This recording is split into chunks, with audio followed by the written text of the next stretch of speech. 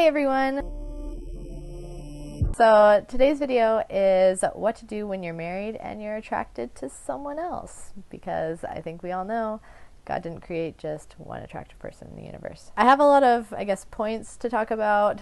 There's no one right or wrong answer because every relationship is different. Whatever is going to work for you is going to work for you. You're going to have to make the call on that. I had a close friend talk to me about when they had first been married, had a few kids already, and they found themselves, this was a woman, and she found herself being super attracted to somebody that wasn't her husband. And the feelings just kept growing stronger and stronger, and she knew that this wasn't right for her to be feeling this way for somebody that wasn't her husband. And it just kind of festered in her for a long while until she finally was like, you know what, I just need to tell him. So she went to her spouse and told him, I'm having these really strong feelings of attraction for this particular person that we're both acquainted with, and I just needed you to know. And he was really hurt by this when he heard it, but for her, it was just this huge relief. The attraction almost went away instantly after she told it to him. So even though it did cause hurt in her spouse, she was able to be relieved of that, and she didn't feel that for that person ever again. Because I heard that story from this person, I've been able to be so open with my husband about my feelings of attraction for other people. So for me and James, I'm just going to talk a bit about our relationship with, when we've been attracted to other people and things like that. Whether it's one spouse or both spouse or whatever, a lot of people go through feelings of attraction at some point for someone else during the span of their marriage and relationship. Sometimes it could be based on how your relationship is going with your spouse. Maybe you're feeling oh, this isn't the relationship that I thought it was going to be, or we're going through some rough patches and maybe there's somebody else out there for me. And there's a lot of movies and media based around this idea that once you get tired of who you're currently with, or you're not, there's no spark or no attraction anymore, you can just toss them to the side and move to the next person. There's also when you're attracted to somebody or they're attracted to you as well, there's a mutual attraction there, it can bring in a lot of excitement, this desire and fantasy, and it brings in a lot of those emotions, and we're very prone to act on what we're currently feeling in the moment. People react more in an emotional state and act based on their emotions rather than just on their rational mind. Just corral that excitement and realize that excitement fades. It's like any new relationship. It's exciting at first, it's fun at first. After maybe a year or two, that excitement and stuff fades and you get reality hit with you. So the main point is not to just go off of the spur of the moment. I'm feeling this now, I'm going to go with it. I'm going to be instantaneous with it. You've got to be rational too. This person's exciting now. Are they going to be exciting 3 years from now? With women in particular, is we desire being desired. We love feeling desired. And when we feel someone is attracted to us, even if we weren't attracted to them at first, it kind of gets us excited. Oh my gosh, I have it. I'm so cute. I've been blatantly hit on. I've had things like that happen to me before, and I always tell James everything. Literally I tell him everything. So when I get people messaging me hey gorgeous, I tell James, and it's exciting that I got hit on, but at the same time it's not going to deter me from actually staying true to James. Me in particular, I've been attracted to other people. They're really attractive and they're fun. In a rational sense, they're not right for me. James is 100% perfect for me. When those times arise where I'm attracted to somebody, I just tell James. It's just an open dialogue that we have in our household that hey, this person is attractive, or this person is attractive. And for me, I recognize there's good looking guys.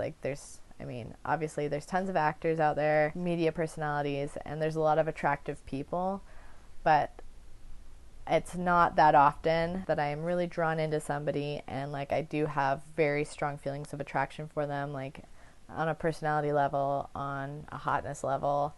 I tell James about it, and any interaction I have with that person, he knows about.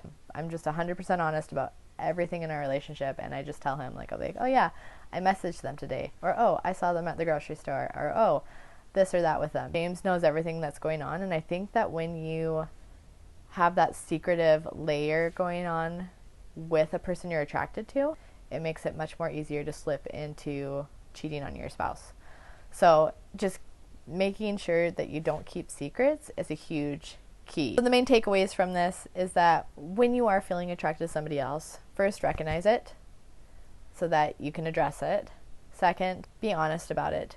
Don't keep secrets from your spouse, because secrets are what lead to cheating. Third, work on actively putting out that desire for that person. Especially now with social media the way it is, it's really easy to be more secretive and message people and hide behind facades of things to pursue these relationships.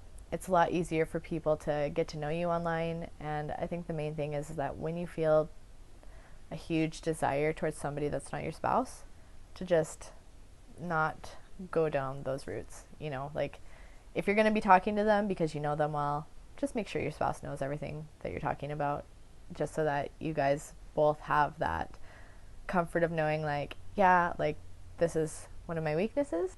Yes, I'm going to have to interact with this person, and yes, they're super attractive, but I love you more, and I'm going to be 100% honest with you. A lot of the times, too, that the people that we find attractive are people that are in our daily lives. So it's not that you can avoid them, or you can just delete them as a friend, or try and, like, put them out of your mind completely. But to actively focus on not thinking about them is a good step in the right direction, as well as, like, making sure you have that accountability with your spouse. You know, they're your accountability partner, they're your life partner. You know, just checking in with them, saying, hey, this is a struggle for me, this is the interactions we had today, this is what I felt and thought about it, and just, like, letting them know so that you can also just not pent that up inside and let it grow. When you address those feelings, it's more easy to squash them from becoming more than it should become.